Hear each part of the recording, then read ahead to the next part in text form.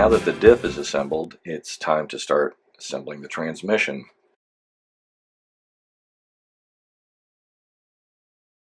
.5mm hex,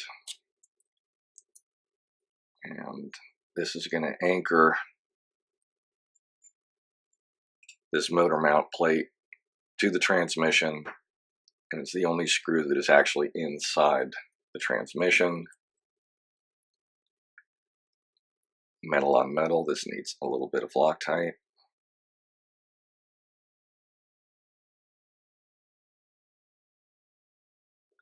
Now that that's in place, drive shaft, the first bearing gets slid into place. It just snaps in.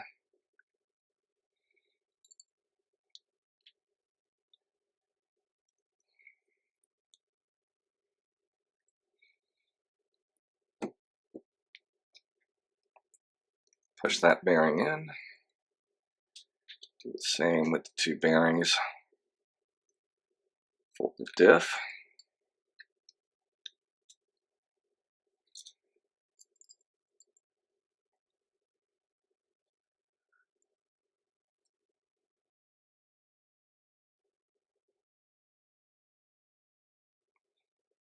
Idler gear gets one bearing on either side. And then there's a little drive pin, goes through that.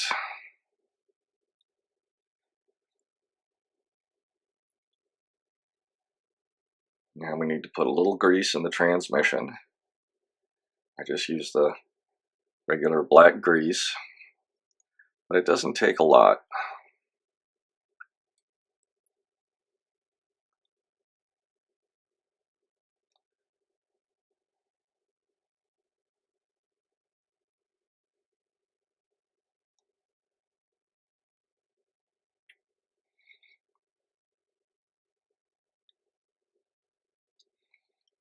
Couple little blobs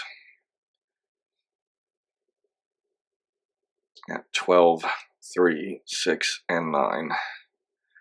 And those will spin up through all the gears.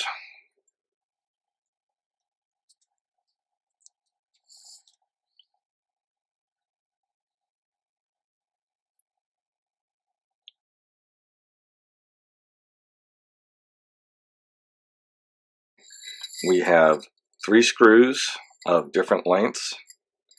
The longest is going to pass through this hole, and it threads into the motor plate here. The next longest goes through this hole, and that threads into the motor plate. And then the shortest one goes through this hole. Now for the 2 long ones, those need to have a little bit of Loctite on them. The best way to get that Loctite is not to put it on here and then pass it through. It's to just put a little drop on the motor plate itself from behind. And again, I'm doing this very carefully because it just takes a drop. I don't want a lot to go in there.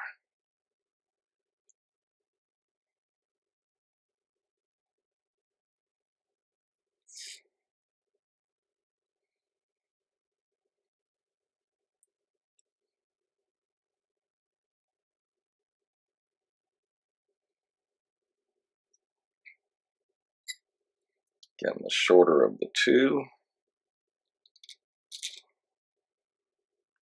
goes in up here. I'm just going to get those started by hand.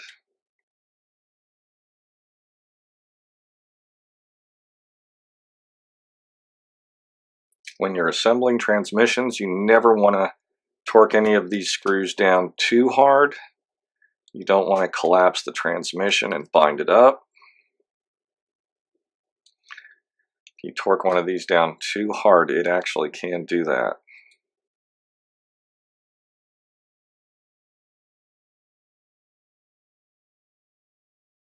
There we have our transmission. Should spin nice and free. And we're ready to start assembling the slipper clutch.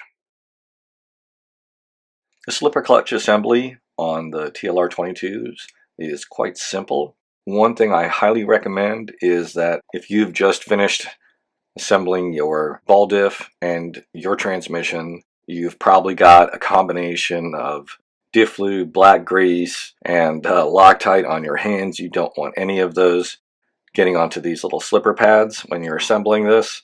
So wash your hands thoroughly first.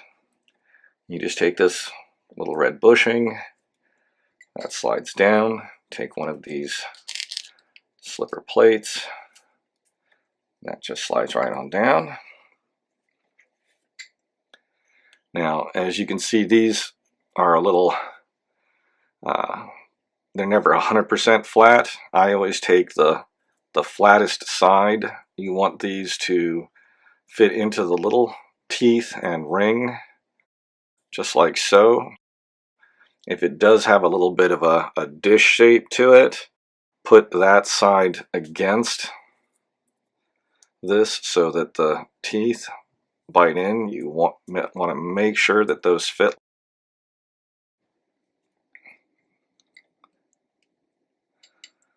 And it's not a bad idea to hold that on, clamping that in place. Rotate it until it starts. Okay, it's starting to drop.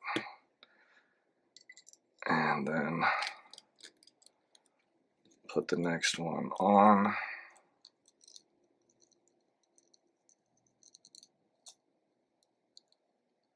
Making sure that everything is seated correctly.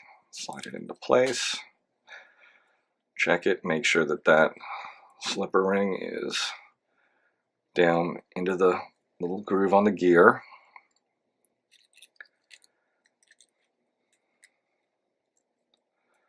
Place on your spring. It's a little red retainer washer with an inner ring. The inner ring goes down into the spring.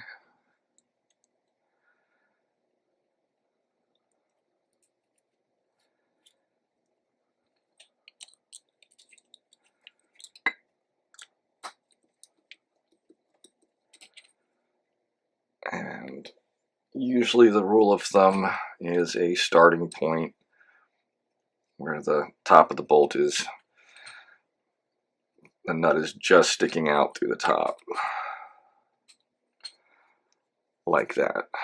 And so this will get adjusted for the first time after the motor is installed and the kit is complete.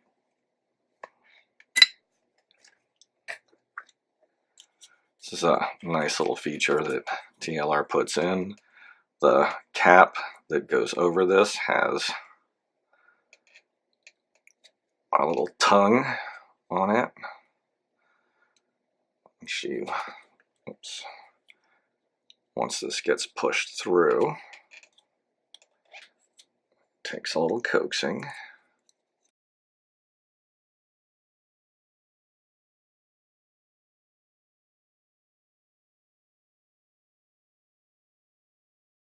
There we go. So what I did to get that on, I put it in at an angle, getting one edge, the little round nub at the bottom, under the edge of the hole, and then used a small straight edge to squeeze the little rubber tip in. And so there we have our little cap, little dust cap. And I'm sure this will stiff now, but there we go. That will loosen up in time. That's a nice little system though, you don't lose that. And then once the motor is mounted, the dust cover will go in place.